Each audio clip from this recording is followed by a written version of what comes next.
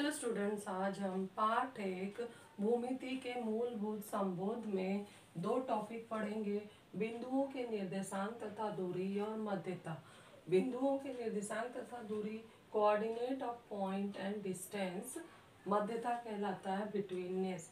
इन सब को समझना है और इनके साथ साथ उदाहरण के रूप में 1.1 के भी सवाल जो इनसे मिलते जुलते हैं वो करवाए जाएंगे। तो इससे क्या होगा, 1.1 के कुछ सवाल यहाँ हल हो जाएंगे। तो बचे हुए सवाल आप लोगों को थोड़ा मैं बताऊंगी, थोड़ा आप लोगों को कोशिश करना है और नहीं आएगा तो पूछना है। तो सबसे पहले हम ये देखते हैं कि coordinate of point and distance क्या है। कोऑर्डिनेट मतलब निर्देशांक। ये जो बना हुआ है ये क्या दिखाई दे रहा है, संख्या रेखा। संख्या रेखा के बीच में नीचे हम यहाँ देख रहे हैं शून्य लिखा है, ऊपर ओ लिखा है। तो नीचे संख्याएं लिखी होती हैं। तो हमेशा संख्या जो धनात्मक होती है संख्या रेखा के शून्य के दाईं ओर लिखी होती है और बाईं ओर ऋणात्मक लिखी होती है। ये सब की जानकारी आप लोगों को पहले से ही है। अब दिए गए संख्या के ऊपर जो नाम लिखे गए वो बिंदु है और बिंदु से संबंधित जो संख्या नीचे दिख रही है वो सब क्या कहलाता है, निर्देशांक। तो यहाँ आप लोगों को समझ में आ गया होगा कि बिंदु कौन है और निर्देशांक कौन है। तो इन्हीं को देखकर हमें दो बिंदुओं के बीच की दूरी का सूत्र पढ़ना है और सवाल भी करना है। तो यहाँ दो महत्वपूर्ण पॉइंट दिए गए हैं। दो बिंदुओं के बीच की दूरी ज्ञात करने का सूत्र है बड़ा निर्देशांक माइनस छोटा निर्देशांक। ये सूत्र बहुत ही आसान है, छोटा है और याद रखना है। इस पर अधिकतर सवाल पूछे जाते हैं और इसका उपयोग हम 10th तक करते हैं, 9वीं में भी करते हैं और 10वीं में भी। और जो दूरी आती है हम जानते हैं कोई भी दूरी सदैव धनात्मक होती है।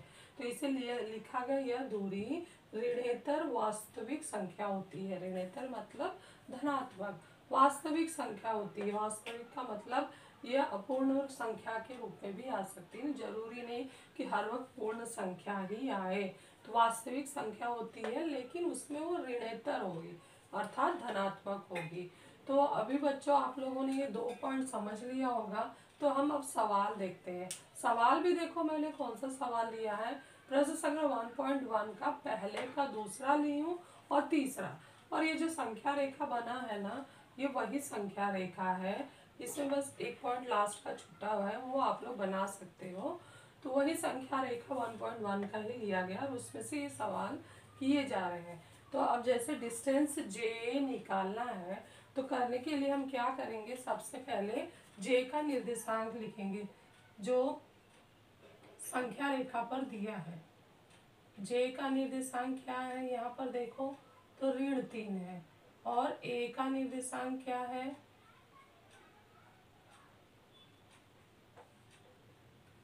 1 है। और इसके बाद हमें इसमें कौन सी संख्या बड़ी है, क्योंकि बड़ा छोटा का बात हो रहा है। तो चूंकि ध्यान से देखो दोनों संख्या को, एक धनात्मक है एक ऋणात्मक है। तो जब ऐसे संख्या हो विपरीत चिन्ह वाले तो उसमें सदैव कौन सी बड़ी संख्या होती है, धन वाली। तो सीधे ऐसे लिख देना है कि एक बड़ा का चिन्ह ऋण 3। ये तुमने पहचान लिया। तो अब डिस्टेंस जे लिखना है, डिस्टेंस जे ए, उसका सूत्र वही लिखना है बड़ा निर्देशांक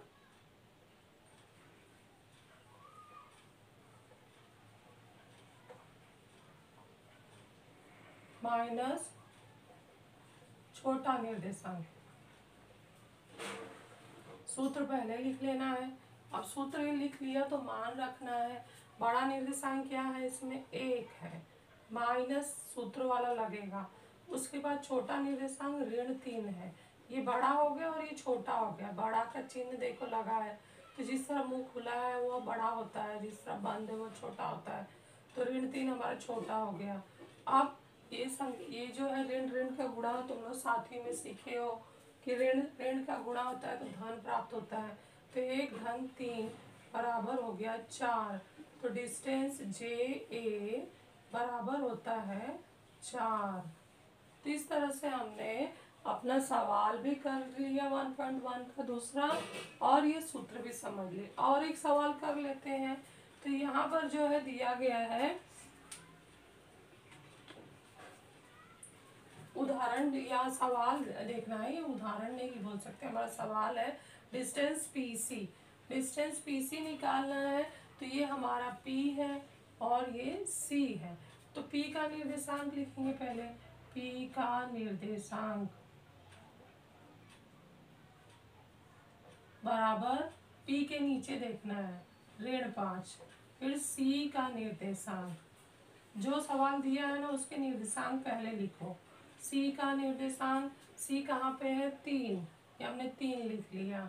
और उसके बाद क्या करना है, जब भी इसमें देखा जाए कि कौन बड़ा है कौन छोटा पहचानना है, तो हम देख रहे हैं कि यहाँ पर एक धन संख्या और एक ऋण संख्या है, तो धन ही सदैव बड़ी होगी, तो 3 बड़ा है ऋण 5 से। और एक बात मैं बता देती हूँ, मान लो कि यहाँ पर मैंने डिस्टेंस पीसी के बदले ये सवाल रोक रही हूँ, हो सकता है डिस्टेंस पीआई हो, पीआई निकालना हो, ये मैं कर नहीं रही हूँ लेकिन एक पॉइंट समझा दे रही हूँ। तो पी का निर्देशांक क्या आएगा, ऋण 5 आएगा, और आई का निर्देशांक क्या होगा, ऋण 2 होगा। तो ये दोनों भी जो चिन्ह है वो समान हो गए, तो समान चिन्हों में अब कौन बड़ा होगा। अगर यही दोनों धनात्मक होते 5 और 2, तो फिर जब उसमें 5, ये भी समान चिन्ह वाले ही है, लेकिन ये दोनों धन धन है, ये दोनों ऋण ऋण है। तो चिन्हों से कौन बड़ा होता है कौन छोटा होता है वो मैं बताना चाहती हूँ, क्योंकि इसी में सबकी बहुत गलतियाँ होती हैं। ये दोनों सवाल एक जैसे ही हैं, दोनों में एक धन है एक ऋण है, तो धन ऋण को पहचानना आसान है क्योंकि धनात्मक ही बड़ी होती है। लेकिन कभी सवाल ऐसा आ जाए कि दोनों ऋणात्मक हो, तो उसमें क्या करना चाहिए कि उसमें जो छोटी संख्या लगी है जिसको ऋण लगा हुआ है वो हमारे लिए बड़ी हो जाती है। तो ऋण 2 बड़ा है ऋण 5 से। कभी ऐसा मत सोचना कि अरे ये 5 है, 5 बड़ा होता है तो ऋण 5 भी बड़ा होगा, ऐसा नहीं है। ऋण लगते ही संख्या जो छोटी होती है वो बड़ी हो जाती है, ये वाक्य याद रखना। जिस संख्या को ऋण लग जाता है तो जो छोटी संख्या होती है वो बड़ी हो जाती है, और जिस बड़ी संख्या को ऋण लग गया है वो उसका मान छोटा हो जाता है। तो इन दोनों में हमारा ऋण 2 जो है वो बड़ा हो गया। और यहाँ पर हम देखेंगे अगर दोनों धनात्मक है तो यहाँ 5 बड़ा हो गया 2 से। तो ये अंतर समझा दिया मैंने, आगे सवालों में ये सब आएंगे तो इसको ध्यान रखना है। अभी मैं ये मिटा रही हूँ इसको करने के लिए, सिर्फ मैंने समझाने के लिए किया था।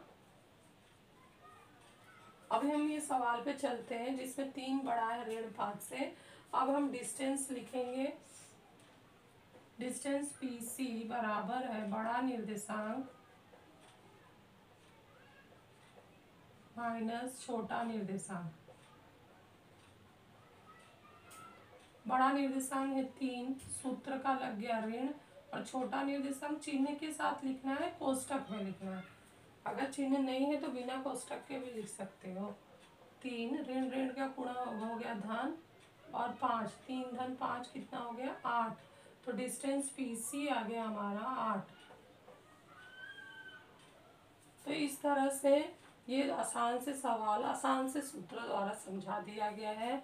अब आप लोग मुझे डिस्टेंस ए ही कितना होगा और डिस्टेंस डी कितना होगा होमवर्क है, हल कर लेना है, और इसका जो उत्तर आखिरी में आएगा वो कमेंट बॉक्स में लिखना है। तो मैं वहाँ चेक करूँगी कि आप लोगों ने सवाल हल किया है कि नहीं किया है। अब हम माध्यता बिटवीननेस के बारे में पढ़ेंगे।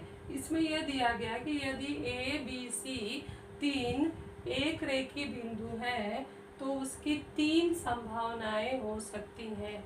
एक रेखीय अगर इन्हें बोला जा रहा है, और यहाँ ध्यान से देखिए तीनों बिंदु के बीच में कॉमा लगा है, ऐसे छोटी सी रेख जो होती है वो नहीं लगी है, तो कॉमा लगा है और साथ में बोला जा रहा है कि तीनों एक रेखीय है, तो उससे 3 संभावनाएं आ सकती है। और वो क्या क्या संभावनाएं हो सकती हैं, उसमें पहला है कि ऐसा हो सकता है कि ये तीनों बिंदु में बी बिंदु बीच में हो, ए बी सी एक रेखीय हो।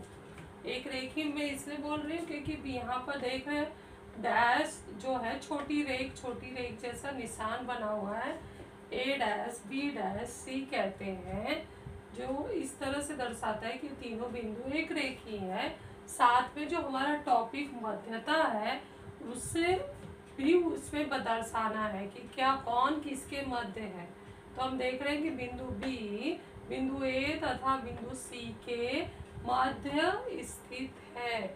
और साथ में आप लोगों को बोला जाए कि आकृति भी बनाओ, तो आकृति में एक रेखा पहले बना देना है और उसके बाद पहला बिंदु ए, बीच में बी और अंत में सी लेना है, जैसा यहाँ लिखा गया वैसे। तो इस तरह से हमने 3 बिंदु को आकृति में भी दर्शा दिया, साथ में मध्यता भी लिख दिया कि बिंदु बी है ए और सी के मध्य स्थित है। अब दूसरी संभावना ये हो सकती है कि बिंदु बी के बदले ए मध्य में हो, अर्थात बी डैश ए डैश सी हो, अर्थात बिंदु ए बिंदु बी तथा सी के मध्य स्थित है। ये लाइन लिखना जरूरी इसलिए क्योंकि हम टॉपिक ही मध्यता है, मध्यता में ये बताना ही होगा कि कौन सा बिंदु किसके मध्य है। अब बोला जाए कि आकृति बनाओ तो एक रेखा खींच देना है, फिर पहला बिंदु, दूसरा बिंदु, तीसरा बिंदु, ऐसे जरूरी नहीं कि स्केल से नाप के अपने अंदाज से ये तीनों बिंदु दर्शा देना है और नाम लिख देना है। अब तीसरी संभावना हो सकती है कि पहले बिंदु बीच में बी था, दूसरी बार ए था, तो तीसरी बार सी हो सकता है। तो ये बिंदु हो जाएंगे तीनों बिंदु ए डैश सी डैश बी, एक रेखी हो गए। अर्थात कौन बिंदु है जो मध्य में है, बिंदु सी बिंदु ए तथा बिंदु बी के मध्य में स्थित है और इसका आकृति बनाना होगा। तो एक रेखा खींच देना है और ए पहले, सी बीच में और बी बाद में लेना है। तो ए सी बी कैसे हो गए, एक रेखी भी हो गए। तो यहाँ पर हमने आकृति के साथ एक रेखी और कौन किसके मध्य है, ऐसे 3 अर्थ हमने 3 संभावनाओं के साथ बताए हैं। तो यह आप लोगों को समझना जरूरी है, इसको अच्छे से समझकर फेयर में लिख लेना है। साथ में जब मध्यता का संबंध आता है तो 3 बिंदु आते हैं, तीनों एक रेखी होते हैं, तो उसके आधार पर समीकरण भी तैयार होता है और उस समीकरण के आधार पर भी हम 3 बिंदु को एक रेखी और कोई एक बिंदु दूसरे अन्य 2 बिंदु के मध्य बता सकते हैं। तो जैसे यहाँ पहला वाला समीकरण आ रहा है कि यदि डिस्टेंस ए बी धन डिस्टेंस बी सी बराबर है डिस्टेंस ए सी हो तो हमें वो 3 बिंदु पहचानना है कौन कौन से है। तो बड़ी दूरी पे ध्यान देना है, बड़ी दूरी का ये पहला बिंदु है और ये अंतिम बिंदु है। बीच वाला बिंदु हमें ये 2 छोटी दूरियों में मिलेगा कि जो 2 सामान्य होगा, दोनों में आया होगा। और कौन सा आ रहा है, बिंदु बी। तो ए डैश बी डैश सी एक रेखी हो गए क्योंकि 2 छोटी दूरियों का योगफल बड़ी दूरी के बराबर है, इसलिए तीनों बिंदु एक रेखी है। और साथ में बिंदु बी बिंदु ए तथा बिंदु सी के मध्य स्थित है। तो आप लोगों को ये समझ में आ गया होगा। तो आप लोगों को होमवर्क दिया जा रहा है कि यदि डिस्टेंस बी ए धन डिस्टेंस ए सी बराबर है डिस्टेंस बी सी, तो कौन से 3 बिंदु एक रेखी होंगे। जैसे ये पहले लिखा है ना डैश लगाते हुए, वैसे आप लोगों को लिखना है और ये कमेंट बॉक्स में भी लिखना है, फिर नोटबुक में भी लिखना है। कमेंट बॉक्स में मैं जरूर चेक करूंगी आप लोगों का।